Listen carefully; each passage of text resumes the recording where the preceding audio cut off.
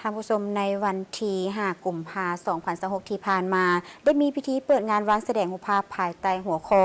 มรดกโลกมาบรรจบพบกันเมืองแฮกเซียวจีนและลาวจับมือกันซึ่งได้จัดขึ้นอยู่ที่เฮือนจันทร์เมืองและแขวงหลวงพระบางให้เกียรติเข้าร่วมทัดแถบผ้าเปิดงานในครั้งนี้โดยท่านคำของพมปัญญาหัวหน้าคณะโฆษณาอบรมแขวงหลวงพระบางท่านเสริญส่วนเหลียงหัวหน้าคณะโฆษณาอบรมกิ่งแขวง12พันนาสาธารณรัฐประชาชนจีนมีท่านไซเชียงยง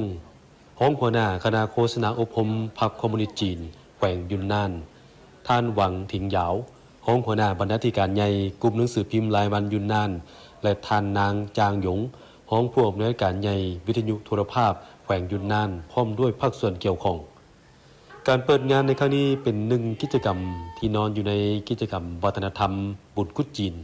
ก้าวเข้าสู่ลาวในหัวข้อก้าวไปข้างหน้าปี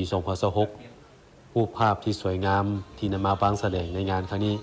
เป็นรูปภาพของมรดกโลกและวัฒนธรรมพื้นเมืองจากจีนและลาวมีทั้งหมด40รูปภาพผลงานรูปภาพเหล่านี้จะเน้นถึงมรดกโลกและสายพันธุ์เมืองแฮกเซียวระหว่างลาวจีนและบันทึกเรื่องราวใหม่ๆของมรดกโลกในปัจจุบันโดยผ่านการแลกเปลี่ยนและการสร้างสรรค์ร่วมกันการเปิดงานครั้งนี้ยังเป็นการเปิดโตเช็คอินตามทางรถไฟลาวจีนในกิจกรรมทางรถไฟลาวจีนมาสโกตืมอีก